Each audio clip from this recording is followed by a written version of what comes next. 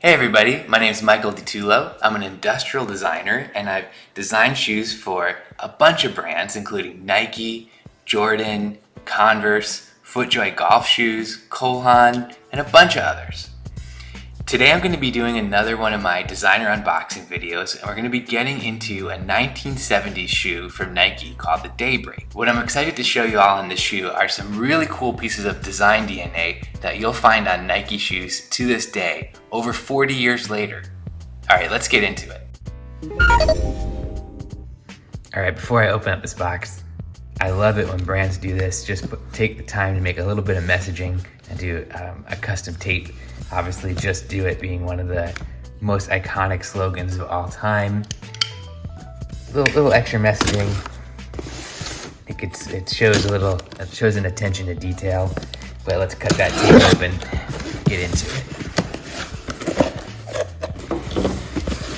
So nice to see a tight box, not a lot of extra space, not a lot of waste. Let me get into our actual shoe box here, standard shoe box. So the Daybreak is a historical model. I'm not sure what year it originates from, but it clearly connects to the waffle racer, which is one of the first real kind of iconic Nike models. The waffle racer was designed by Bill Bowerman, who was one of the founders of Nike. And so that DNA is in a lot of things, which is why I wanted to do this unboxing. I want to show you some details that have been in Nikes for going on 40 years now, that you maybe have never even noticed. So the Daybreak is a very clean, classic running silhouette, what might have been called a jogger. It has a very kind of clean, wearable construction. This is called a U-bell, I-row here. So a U-bell is when you have this kind of reinforced I-row and it wraps all the way around the vamp. This is called the vamp. It wraps around the vamp from the medial to the lateral side here. So you get this one piece all reinforced. And you'll see this in a lot of 1970s shoes when this construction was started.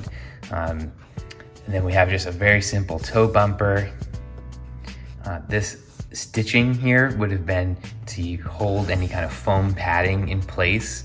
In 1970s, the adhesives weren't what they are now, and you'd often see stitching to hold padding in place. You can, in fact, see the stitching here along the collar where the padding gets a little bit thicker, so they're actually holding in a little bit of a thicker padding just by putting that stitching in. Obviously, the iconic swoosh, this is the older 1970s swoosh before it was in the 90s, before it was really kind of straightened up. You could tell a difference between the early swoosh and the 90s swoosh in that this actually is a little bit straight here, and then it's perfectly straight here, and it gets a little bit thicker. And then the tip, the rear tip and the front tip will always be parallel in the newer swooshes. Being a 1970s jogger, this has what's called a cut and puff construction. So the outsole is actually manufactured to be a little bit bigger than the size, and then the midsole, which is this white area of EVA foam here, is a sheet material. And so it's cut, it's die cut into shape and then literally buffed down on a buffing wheel so that the outsole and the midsole are perfectly aligned. But that's a hand operation. But one of the most significant things on this shoe is that it uses the classic waffle pattern for the traction. And you can see this was probably a pretty big deal at the time the shoe came out, most likely sometime in the mid to late 70s, so that the patent number is stamped in here. And for those of you that don't know the story here, Bill Bowerman, who was a track coach at the University of Oregon for years before founding Nike with Phil Knight, his partner and one of his runners, he was making custom shoes for a lot of his athletes, and he was always looking for the perfect traction pattern. It's kind of linear but multi-directional traction pattern.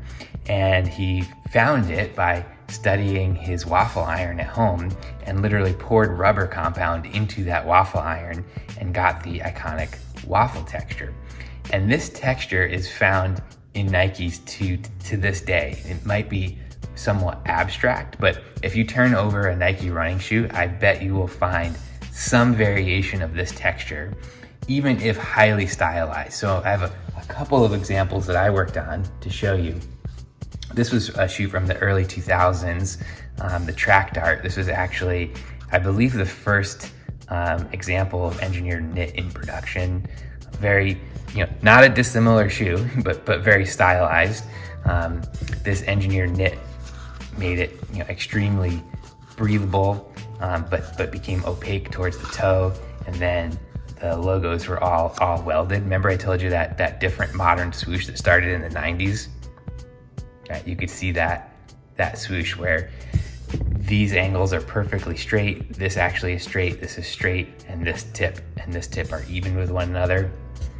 But again, similar lines, similar DNA abstracted. And remember we talked about those waffles? So I didn't design the outsole to the shoe, I designed the upper. The outsole was designed by Ben Yoon, who's still a designer at Nike, but very abstract. But there you have those waffles. Right. Another example, even maybe a little bit more abstract that I worked on, this was the Nike City Knife 3. The City Knife collection is a collection of shoes designed to kind of fold up and travel with you.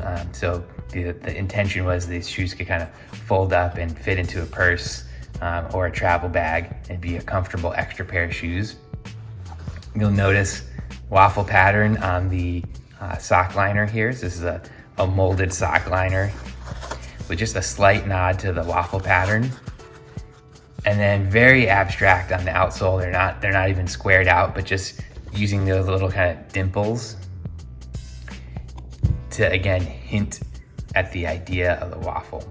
So this Daybreak shoe, even though most likely from the late 70s, you could see the influence in modern shoes today. And I think this is a great example of taking your design DNA, taking your iconic historic models and carrying them forward, right? Finding out what are the little details that can create a story all the way through to your modern products. All right, Nike Women's Daybreak. Now that these are unboxed, these can go to Christina so she can rock them. All right, everyone, those are some details on the Nike Daybreak. I hope you enjoyed the video. If you did, hit like, hit subscribe, maybe share it with somebody. Maybe leave me a comment down below. I'm gonna drop a subscribe button over here for you, and we'll catch you next time.